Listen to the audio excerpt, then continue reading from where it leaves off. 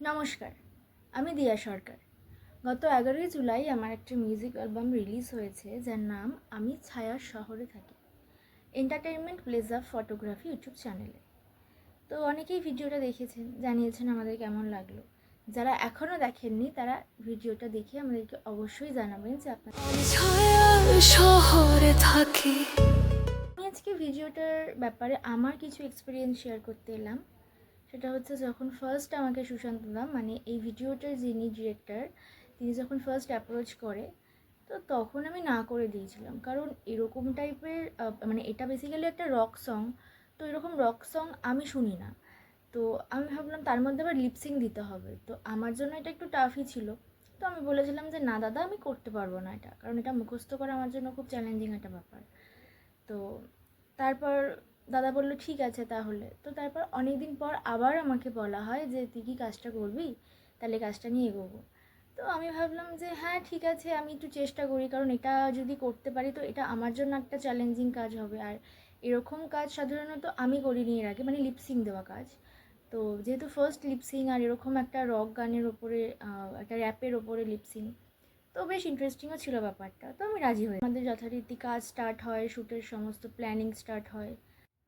কিছু সিন আমরা সোদপুরের একটা জায়গা আছে, একটা ফাঁকা জায়গা, তো ওইখানে একটা শ্যুট নিয়েছিলাম। তারপর একটা বারে, একটা রেস্টুরেন্টে, তো সেখানে কিছু সিন নেওয়া হয়েছে। দেন নর্থ কলকাতার শোভাবাজারে গলিতে কিছু সিন নেওয়া হয়েছে। তো এরকমভাবে আমরা প্ল্যান করেছি শ্যুটটার, অ্যান্ড আপনাদেরকে সেটা দেখানোর চেষ্টা করেছি। জানি না আপনাদের কেমন লাগবে, আশা করছি খুব ভালোই লাগবে। তো একটা ব্রিফ আমি দিই, সেটা হচ্ছে যে আজকালকার দিনে যে ভালোবাসা, মানে এখনকার জেনারেশনের যে ভালোবাসা, সেটা তো সবাই জানে মানে কি আর কি। তো সেরকমই একটা মেয়ে একটা ছেলের প্রেমে পড়ে, আর দুজনের রিলেশনশিপ হয়। তো দুজনের সম্পর্ক যেরকম হয় নর্মালি, তো তারপর হঠাৎ করে একটা মানে সেই ছেলেটা কিছু টাকার জন্য সেই মেয়েটাকে বিক্রি করে দেয়।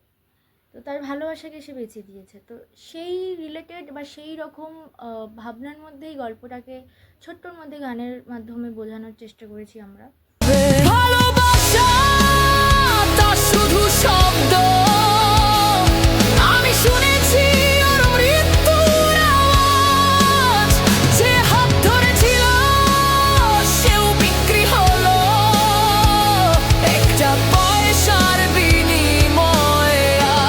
এই জেনারেশনের জন্য আই থিঙ্ক এটা একদম পারফেক্ট। অনেকেই রিলেট করতে পারবে এটা দেখলে, যারা খুব ভালো মতন ব্যাপারটাকে বুঝতে পারবে, তো তারা রিলেট করতে পারবে তাদের নিজেদের সাথে। কাজ করে আমার খুবই ভালো এক্সপিরিয়েন্স। এর আগেও আমি দাদার সাথে অনেকগুলো কাজ করেছি। তো এইটাও একটা মিউজিক, মানে এর আগেও একটা মিউজিক অ্যালবাম আমি করেছি। এটা আমার সেকেন্ড অ্যালবাম দাদার সাথে। খুবই ভালো এক্সপিরিয়েন্স, খুব ভালোভাবে কাজ করে, আর খুব ইউনিক টাইপের কাজ করে, যেটা আমার সবথেকে বেশি ভালো লাগে ওর সাথে কাজ করতে। তো এই গানটার মধ্যেও খুব ইউনিক একটা ব্যাপার রয়েছে।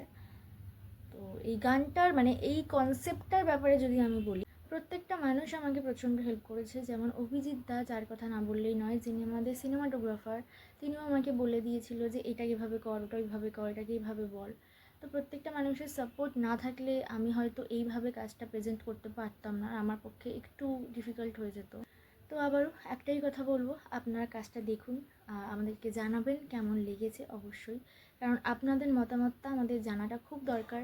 সেটা পজিটিভ হোক বা নেগেটিভ হোক, তাহলে আমরা সামনের দিনে আপনাদেরকে আরও ভালো ভালো কাজ উপহার দিতে পারবো, আমাদের সুবিধা হবে।